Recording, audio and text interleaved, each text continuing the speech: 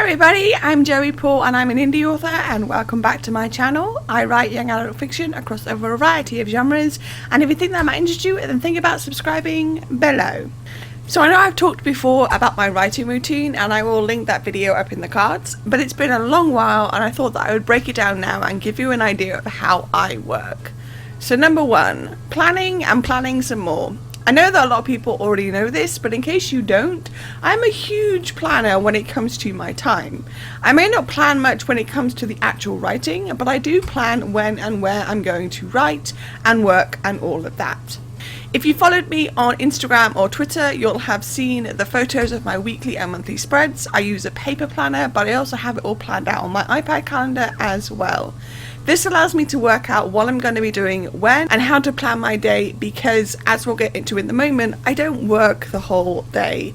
So step one for me is always going to be looking at my planner and my spreads and working out what needs to be done when. I get up early naturally. It's been that way now for a couple of years, where my body just wakes up between 3 and 5 a.m. without an alarm. I've tried to go back to sleep, but nope, when I'm up, I'm up. So for me, all this work is being done in the early morning when no one else is awake, and that works really well for me because it saves for the distractions and the like. I used to work in the morning/afternoon, but as with most things in life, it changed and I adapt as needed. But planning my time is a big part of my writing routine, so I'd be remiss not to include it here. Number two, drafting on different days. A lot of you will know I am usually juggling a few different projects at once. When it comes to drafting, I will always be working on at least 2 books. People have asked why I don't get confused between the two, and that's simply because I split them to work on different days. I generally write a chapter a day, and because of that I write 2 days of one book before switching to another book for 2 days, and so on. I don't write every day, and I'll get onto that in a moment, but when I am writing, it's very rare that I will write 2 different projects on the same day. It has happened before, but it's not a common thing. I do it this way so that when I'm setting up in the morning, I know which project should have my focus, and it allows me to really hone in on that particular story and all the characters and plot points within it. Like most writers, I'm constantly thinking about scenes and the stories throughout the day, no matter what I'm doing, but this regimented thing allows me to keep my mind on one story. It's worked for me for a number of years now, and I really do feel like it's the best way that I personally can go about it. Number 3, revision in chunks.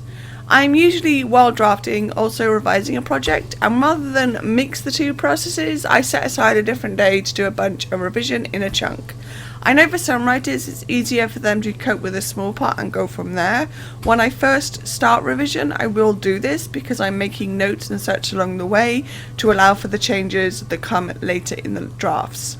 But when it comes to the actual revision and inputting changes, that's when I'll assign myself a chapter count and go from there. I do it this way because there are usually several days between revision days, and this allows me to stay in the story for a while. I try to mix up which chapters I do when, so that I'm not always looking at the same chunk at the same time every time I go through it. I usually set these days for when I'm recording a video for Authortube, and will do the revision when all the recording, editing and captioning is done. Right now I'm working on a very polished draft because I took last year off editing, and so I've had all this time to get Invisible to the stage it is now, but normally I would be doing it over a much shorter period.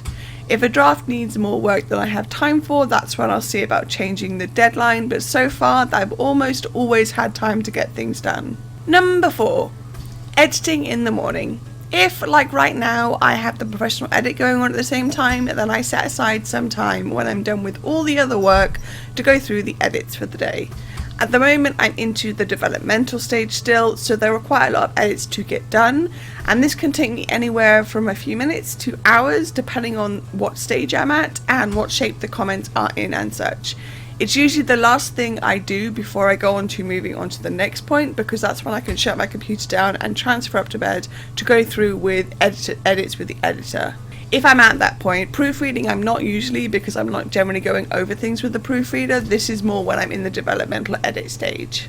And number 5, resting in the day. People will often wonder how I managed to cram so much into those few hours and read so much, and here's the answer. I've been doing this for a number of years, and while I'm getting better at being more efficient and productive, my body is also getting to the point where it won't let me do much else. I will usually only be able to read and rest for the remainder of the day once I've done whatever work is needed for me. I will spend my time reading books and chatting with a friend, and I'm usually done work-wise by about 9 AM at the latest. It's the early start that allows me to get more done, but it's also chronic illness and disability that stops me from doing more. It works for me, and that's okay, but I also know that it won't work for everybody, and people are different, and that's okay too. So there we go, that's more or less my writing routine and how I get things done. As I said, it's something that works for me and something that I've had a lot of time to hone and practice and all the rest. And really you have to decide what works for you, and anybody's routine is different from anybody else's. So how does your writing routine look? Let me know in the comments down below.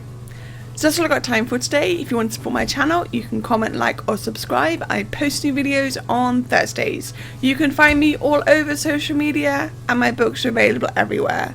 And don't forget to pre-order Crumbing Chronicles: The Second Pang, which is the second in the Young Adult Fantasy series. And if you do pre-order, don't forget to grab the swag. And also don't forget to grab a ticket for The City in Birmingham in July 2023, where I'll be signing books, all the links for which are listed below. Thanks for watching, and remember to keep writing. Bye!